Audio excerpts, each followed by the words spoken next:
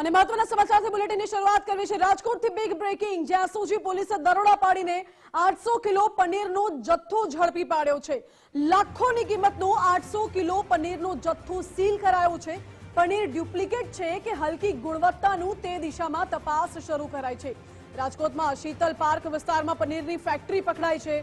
ફર્નિચરની દુકાનનું બોર્ડ લગાવીને પનીરનું ઉત્પાદન કરવામાં આવતું હતું। પનીર બનાવવા માટે પામ તેલનો ઉપયોગ થતો હોવાનું પણ સામે આવ્યું છે। आज मुद्दे मारी साथे संवाददाता गौतम भेड़ा जोड़ाई गया है। गौतम, मोटी मात्रा में पनीर नो जत्थो झड़पायो छे। सवाल ए छे के आ पनीर असली हतुं के नकली अने केवी रीते आखो कारोबार धमधमतो?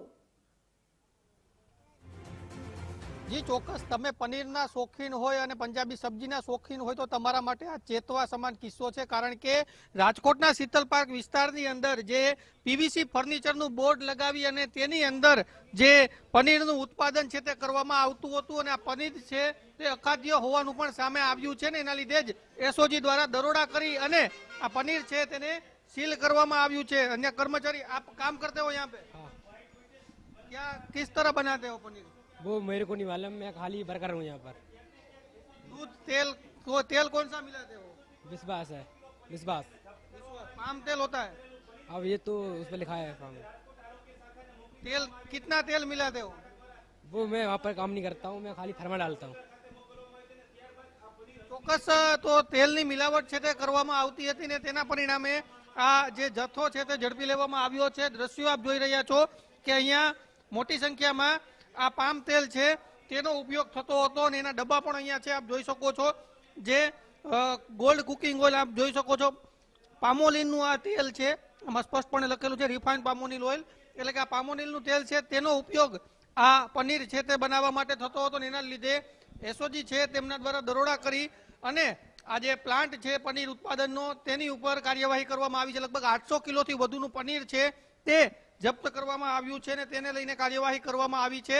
અહીંયા ખૂબ જ અનહાઇજેનિક પરિસ્થિતિ છે કેમ કે ચારે બાજુ માખીઓ છે, ખૂબ જ ગંદી બદબુ આવી રહી છે, સાફ સફાઈ નથી અને એના લીધે ખૂબ જ ખરાબ પરિસ્થિતિની અંદર આ પનીર છે તેનું ઉત્પાદન થતું હતું અને તેના લીધે આ દરોડા છે તે એસઓજી દ્વારા કરવામાં આવ્યા છે। લગભગ 800 કિલો જેટલું પનીર છે તે જપ્ત કરવામાં આવ્યું છે। ગુજરાત ફૂડ્સના નામથી આ જે પનીરનો જે વેપાર છે તે કરવામાં આવતો હતો, ઉત્પાદન છે તે કરવામાં આવતું હતું। આ દ્રશ્યો આપ જોઈ શકો છો કે મોટી માત્રામાં અહીંયા પનીરનો જથ્થો છે તે જોવા મળી રહ્યો છે કોલ્ડ સ્ટોરેજની અંદર અને સાથે જ આ પ્રકારે જે જમાવાની પ્રક્રિયા છે તે હાથ ધરવામાં આવતી હતી ખૂબ જ અનહાઇજેનિક રીતે કેમ કે ખૂબ જ બદબુ આવી રહી છે, જીવજંતુઓ અહીંયા જોવા મળી રહ્યા છે, માખીઓ પણ જોવા મળી રહી છે અને એના લીધે આ પરિસ્થિતિનું નિર્માણ। જી બોलिए। बाहर चलिए सर आप। क्यों?